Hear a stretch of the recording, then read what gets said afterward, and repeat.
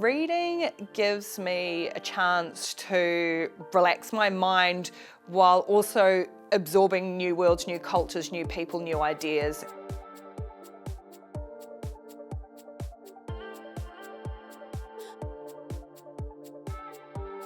Hi, I'm Rikki Swannell and this is Bestseller.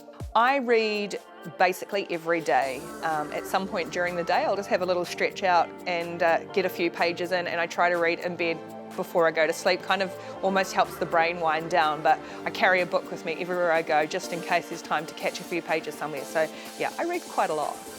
My love of reading comes from, I think, from my mum. She's a huge reader and always has been, and I just don't remember a time, like from being really little, of not having books around and always wanting to be reading. There's actually a photo of me when I'm about 3 or 4 and I'm reading to mum, and I can still remember what the book was. It was like about Louis Pasteur and a vaccination for rabies. Obviously, that's what a 4-year-old should be having a read of, and I obviously did not become a scientist. My mum's side of the family is always books in the house, always reading, and I think that's just stuck with me ever since.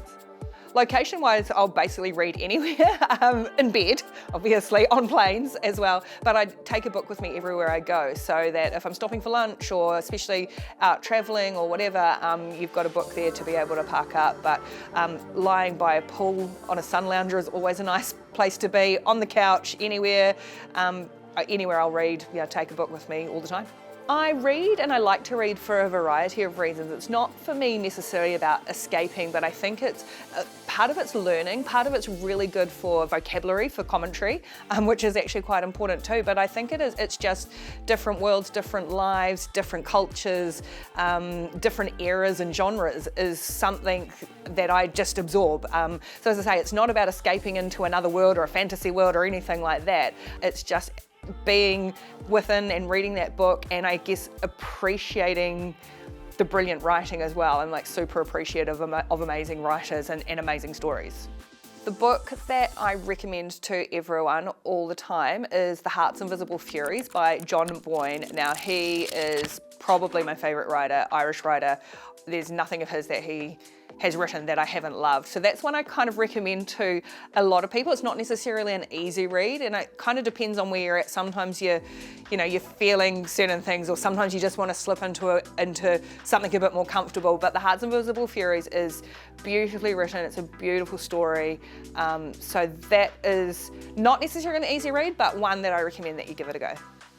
I could give you like a top 5 or a top 10 or whatever, but it's like choosing your favourite movie or choosing your favourite child or something. It's really hard. But The Heart's Invisible Furies, John Boyne, I mentioned. Demon Copperhead, which has been doing the rounds for the past year, is absolutely brilliant and probably the best I've read since I read The Heart's Invisible Furies.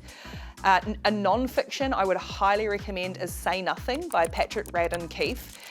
He's an incredible narrative non-fiction journalist who writes for The New Yorker, but Say Nothing is about the troubles in Northern Ireland. It centres on one story while also giving a background to all of that, and is absolutely incredible.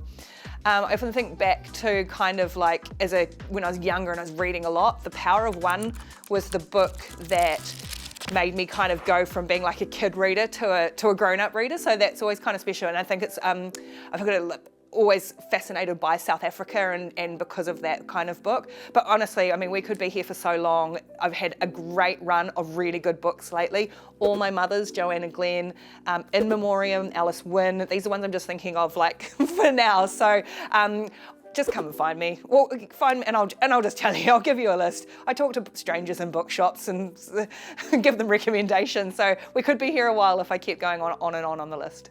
I don't know if I ever sort of dig deep into writing styles or authors. I just know that I appreciate great writing, and it's probably a bit like art, like when you know what resonates with you, and when you see it you're like, that's for me, I know that's cool. And it's the same with writing. I don't consider myself a writer, even though I write regularly for rugby sites and I've written 2 rugby books. I don't consider myself a writer, and I would never even imagine writing a fiction novel. I just couldn't even put myself in that frame. So you try and learn and you try and pick up words, but for me, as I say, I would never call myself a writer because I just couldn't imagine being in the frame of those kind of people. So I've written 2 books and you can get them in time for Christmas. No, they've both been out for a wee while now. The first one was with Bowden Barrett, so it's Bodie, skills, drills, path to the top, and it's obviously the All Blacks' great first 5. It was like a little lockdown project actually for us, aimed at young rugby players, so it's the early stages of his career up to his first All Black test, plus tips, tackle techniques, passing, goal kicking, all of those kind of little things, and some other fun stuff in there. The other book I wrote is Seven Sisters, How a People First Culture Turns Silver into Gold, and that is about New Zealand's Black Fern Sevens team. Came out after they'd won the gold medal in Tokyo, and it was their path from when they had really struggled post the Rio Olympics, when they were silver medalists, beaten by that amazing Australian team, and it kind of follows that journey through to the gold medal, so it talks to every single player in the team, the coaches, other people involved in really setting up that whole program, and I guess delving into how the culture and the performance aspect of that team created those wins. And so a little bit of fun stuff in there as well too, about the players and their personalities, what it's like in the tunnel, some of their rivals and stuff like that. So it's a real insight into the Seven series, into the Black Fern Sevens, and what's made them such a successful team. At least I hope it's a good insight into it. The one place I don't read is in a car. Not so good.